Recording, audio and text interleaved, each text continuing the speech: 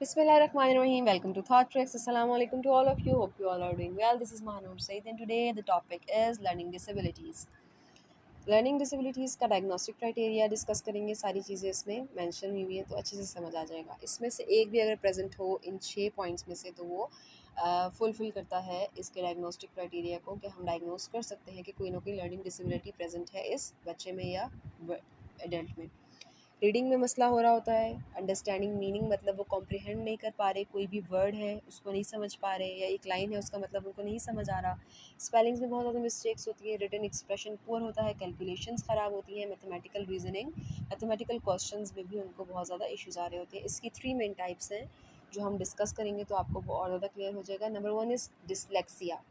Dyslexia में हम ऐसे लोगों को कैटेगराइज़ करते हैं, ऐसे बच्चों को कैटेगराइज़ करते हैं जो सही से फ्लुएंटली बोल नहीं पाते, जिनको बोलने में प्रॉब्लम होती है, जिनके वर्ड्स क्लियर नहीं होते, जो एक्यूरेटली वर्ड को प्रोनाउंस नहीं कर पा रहे होते, जो ईजी वर्ड्स हैं वो भी नहीं वो सही से बोल पा रहे होते।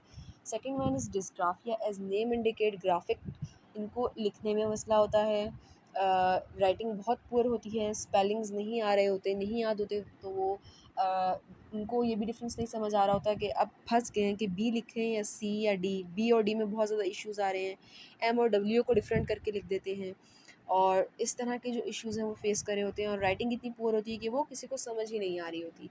The third one is dyscalculia calculus, जिसमें हमने कैलकुलेशंस को इन्वॉल्व करना है। मैथ्स में बहुत ज़्यादा मसले हो रहे होते हैं।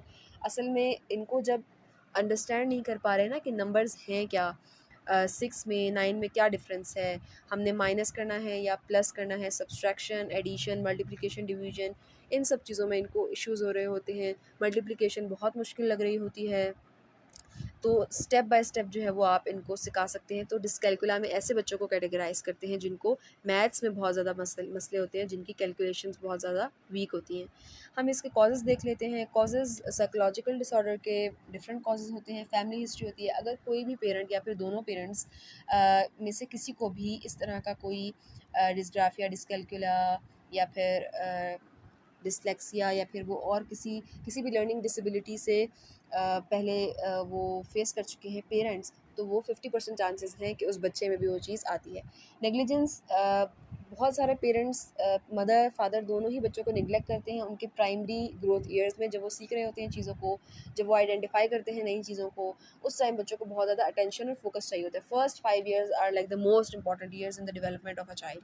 तो उस टाइम पे आप बच्चे को अगर ज़्यादा फोकस या ध्यान या आप अपना फुल अटेंशन देकर उनको रिस्पॉन्स नहीं करते, या उनके होमवर्क में उनकी हेल्प नहीं कर रहे, या उनको कोई भी मुश्किल आ रही है, आप उनकी मुश्किल को या सॉल्व नहीं कर पा रहे, या आप उनकी मुश्किल को नहीं उस तरह से देख रहे, तो वो नेग्लिजेंस भी कॉज कर सकती है इन इश्यूज़ को।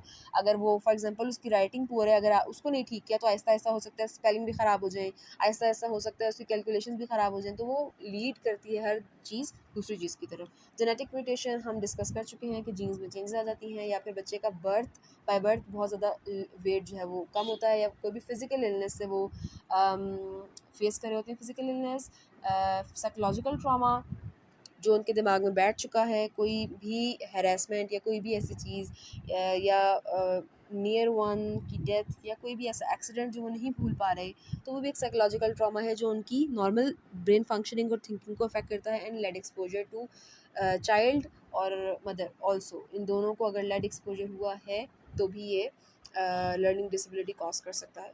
Lastly we'll move on toward the treatment. Treatment में अगर उस बच्चे को रीडिंग में, जैसे हमने डिस्कस किया है डिसलेक्सिया में, कि उनको प्रॉब्लम आ रहा है, तो आप उनको रीडिंग स्पेशलिस्ट के साथ जो है वो उनका सेशन करवा सकते हैं।